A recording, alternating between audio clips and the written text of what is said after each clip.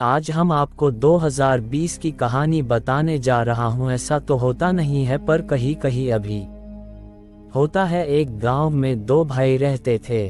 बड़े भाई का नाम सुरेंद्र और उसकी पत्नी का नाम मोनिका है, और छोटे भाई का नाम सुनील, उसकी पत्नी का नाम सीमा है। दोनों भाइयों में बड़ा प्रेम था। माता पिता नहीं थे, तो सारी जिम्मेदारी सुरेंद्र के ऊपर थी।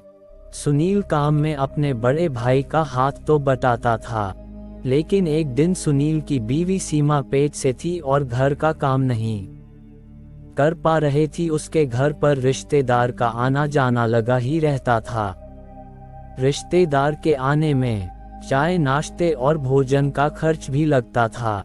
यह बात सुरेंद्र की पत्नी मोनिका को बिल्कुल अच्छी नहीं लगती थी, इसलिए उसने सुनील के खिलाफ अपने पति के कान भरने शुरू कर दिए, जिसकी वजह से दोनों भाइयों में झगड़े होने शुरू हो गए। एक दिन दोनों ने आपस में बैठकर विचार किया, इससे पहले कि आपसी संबंध ज्यादा खराब हो जाएं, उन्हें अलग हो जाना चाहिए। फिर दोनों भाइयों में जमीन जायदाद का बंटवारा हो गया। खेती के बारे में यह निर्णय हुआ कि जो भी अनाज मिलेगा वह दोनों में आधा आधा बंट जाएगा। दोनों भाई अलग अलग रहने लगे। सुरेंद्र की पत्नी मोनिका बहुत खुश थी, क्योंकि अब उसे सुनील के रिश्तेदारों के लिए चाय नाश्ता नहीं बनाना पड़ता था।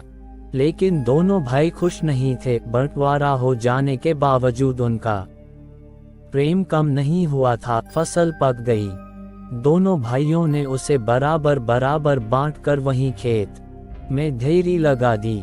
उसके बाद सुरेंद्र अपने छोटे भाई से बोला, देखो सुनील, तुम्हारी बीवी हैं, उसके वजह से रिश्तेदार का आना जाना लगा रहता है। उनको खिलाने पिलाने में काफी अनाज लगता है। तुम अकेले हो, सही देखभाल न होने से कुछ अनाज खराब भी हो जाता है, इसलिए तुम 5 बोरी अनाज ज्यादा ले लो। सुनील ने उत्तर दिया, नहीं भैया, मुझे ज्यादा अनाज की जरूरत नहीं है, लेकिन आपका परिवार है, बच्चे हैं, इसलिए आपको अधिक अनाज की जरूरत है।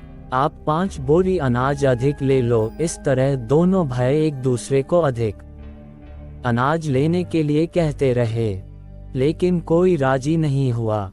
अंततः दोनों ने फैसला किया कि रात हो गई है, अनाज की बोरियां रात में यहीं रहेंगी, हम लोग सुबह आकर इन्हें ले जाएंगे। दोनों भाई अपने अपने घर आ गए, खा पी कर लेट गए, लेकिन दोनों को नींद नहीं आ रही थी। सुरेंद्र सोच रहा था, सुनील अभी छोटा है, नासमझ है, खर्चवाह है, वह अनाज का सही रख रखाव नहीं कर पाएगा। उसे अधिक अनाज मिलना चाहिए, जिससे पूरा साल चल जाए, लेकिन वह अधिक अनाज लेगा नहीं।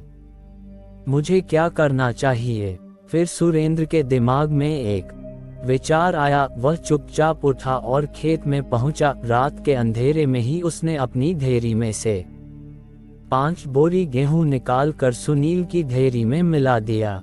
इसके बाद वह घर आकर चैन से सो गया। इधर सुनील को भी बेचैनी के कारण नींद नहीं आ रही थी।